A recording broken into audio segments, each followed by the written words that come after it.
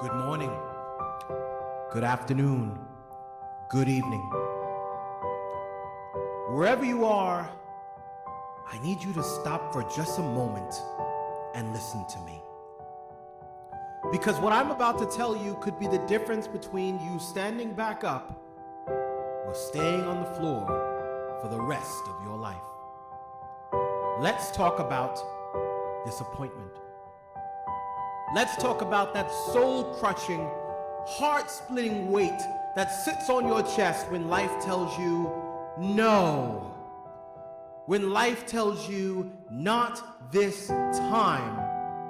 When life tells you you're not good enough. It's over. You failed. When your plans crumble. When the person you loved walks away. When your opportunity slips right through your hands. When you gave it everything you had, and it still wasn't enough. I know that feeling. I've been there. I've sat in the car, gripping the steering wheel, eyes burning with tears, wondering how everything could fall apart so fast. I've stared at ceilings at 3 a.m., stuck between anger and emptiness, asking the universe, why? Why me? Why now? Why this? And maybe you've asked those questions too. Maybe you didn't get the job. Maybe you lost the person. Maybe you failed the exam. Maybe you let someone down. Maybe you let yourself down. And maybe right now you're drowning in it. You're stuck in the pit of disappointment and you don't know how to get out. I'm here to tell you something that no motivational speaker wants to tell you. Disappointment is unavoidable. There's no life where you can outrun it. There's no version of you that doesn't face it.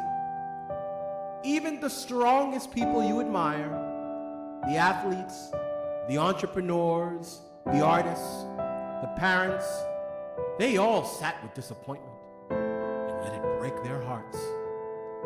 But here's the truth. It's not disappointment that defines you. It's what you do with it. Let me tell you about a man named Anthony.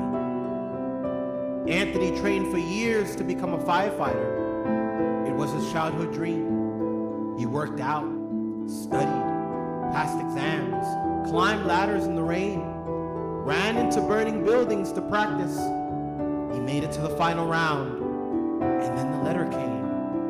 Regret to inform you, you were not selected. His whole identity gone.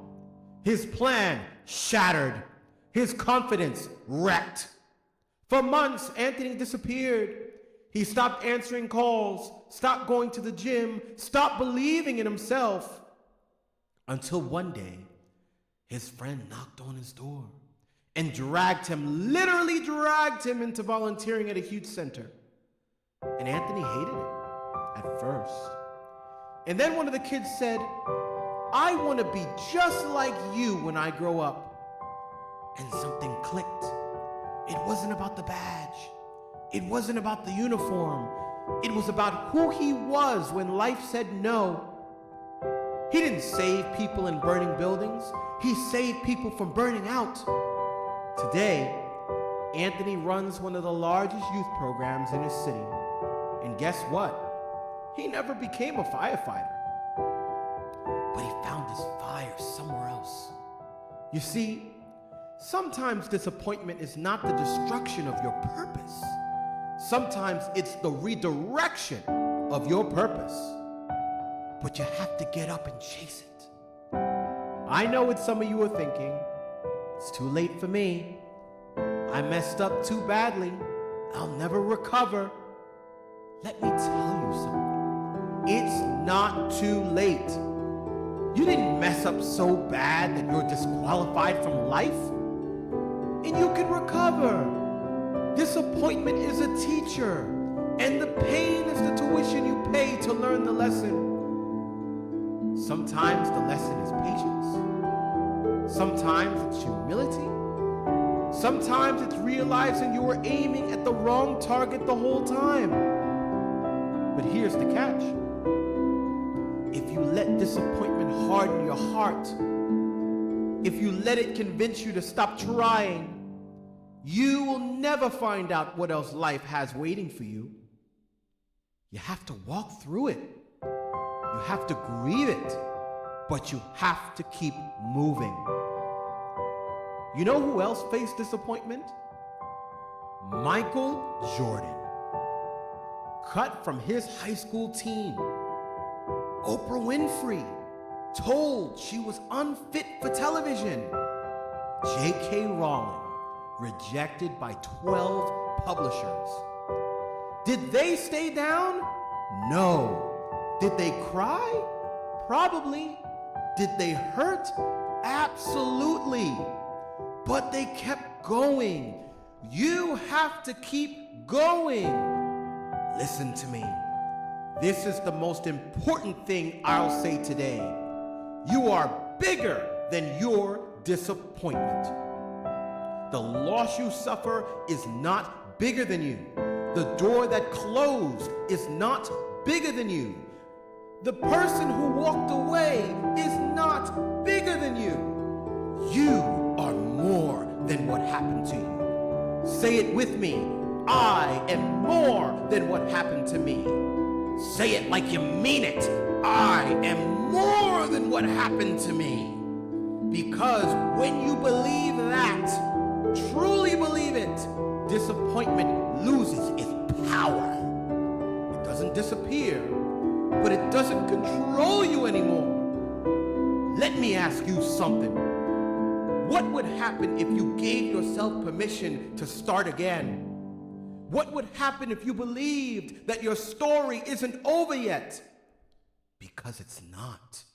And you don't need a crowd cheering for you.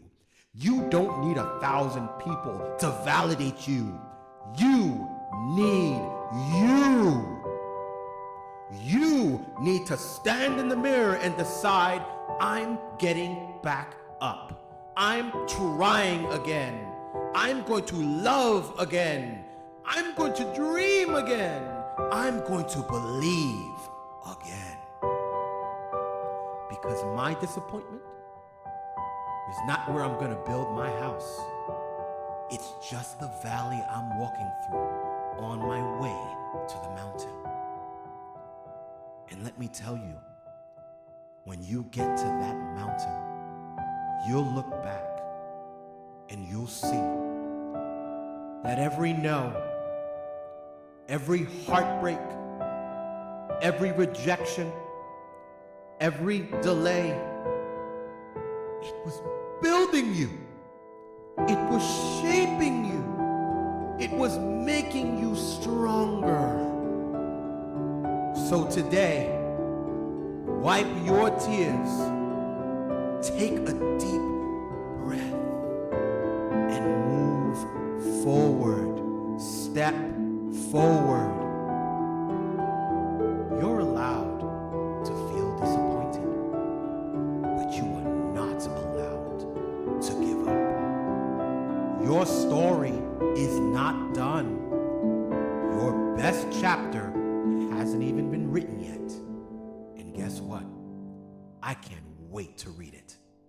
Thank you.